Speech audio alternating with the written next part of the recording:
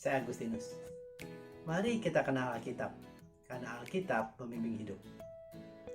Dalam Alkitab, ada banyak tokoh yang mempunyai kelebihan dan kekurangan masing-masing. Karakter-karakter mereka memperkaya Alkitab. Kita bisa belajar banyak dari karakter tokoh-tokoh Alkitab ini. Pada kesempatan kali ini, kita akan membahas tentang Yakub, saudara kembar Esau, yang dipilih oleh Allah untuk mewarisi janjinya kepada Abraham. Pada Rabu yang lalu kita membahas tentang Yakub si penipu. Dan hari ini kita akan membahas mengapa Allah memilih Yakub.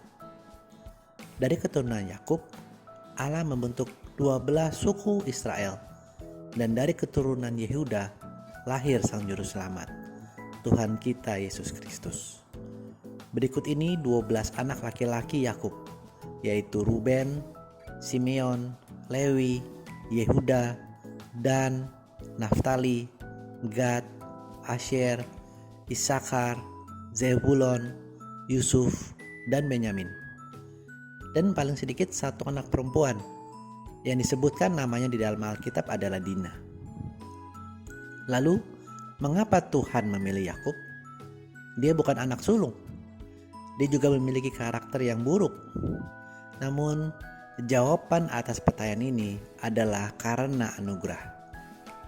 Kita ingat bahwa Tuhan dapat dan akan memakai kehidupan kita. Tidak masalah dengan ketidaksempurnaan kita ataupun kekurangan-kekurangan kita. Tetapi untuk membawa kemuliaannya, Tuhan dapat memakai kita meskipun masa lalu kita kotor dan kemampuan kita kelihatan dan tidak berguna. Namun sebelum menjadi hamba Tuhan, Yakub dipulihkan terlebih dahulu. Yang pertama dapat kita baca di Kejadian 28 ayat 10-15. Saat Allah menunjukkan diri kepada Yakub dan dalam mimpinya menyatakan janjinya kepada Abraham yang akan terwujud melalui keturunan Ishak. Tuhan berjanji kepada Yakub dalam mimpi bahwa Ia akan memberikan tanah perjanjian dan membuat keturunannya seperti debu di tanah.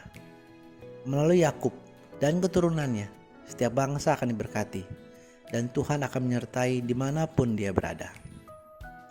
Kemudian setelah 20 tahun Yakub bekerja untuk Laban pamannya untuk diizinkan menikahi Rahel.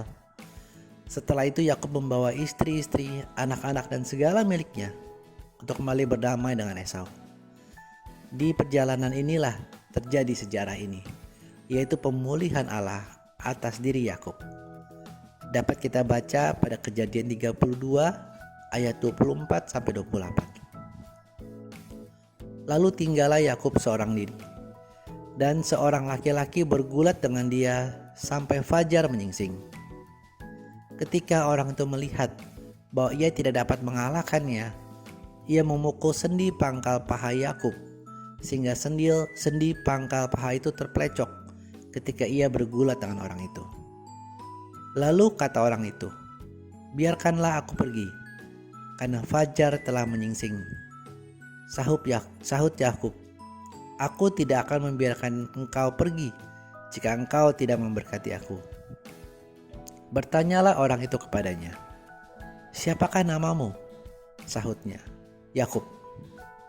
Lalu kata orang itu, "Namamu tidak akan disebutkan lagi Yakub, tetapi Israel, sebab engkau telah bergumul melawan Allah dan manusia, dan engkau menang."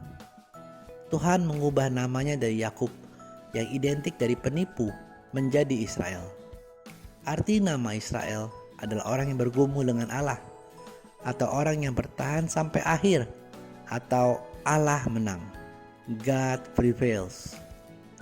Penggantian nama Yakub menjadi Israel menandakan pemulihannya sebagai manusia yang baru. Kemudian nama Israel ini menjadi nama bagi sebuah bangsa yang diturunkan oleh Yakub, putra Ishak, putra Abraham. Teman-teman, bertobatlah. Minta pemulihan kepada Allah. Tidak perlu takut. Meskipun seberapa besar kesalahan atau dosa kita, Tuhan sangat sayang pada kita semua. Dan seperti Yakub, Tuhan akan memulihkan keadaan kita dari kutuk menjadi berkat. Terima kasih sudah menyaksikan. Mohon like dan subscribe untuk membantu channel ini bertumbuh dan firman Tuhan semakin diwartakan. Sampai bertemu pada video Kenal Alkitab Rabu depan.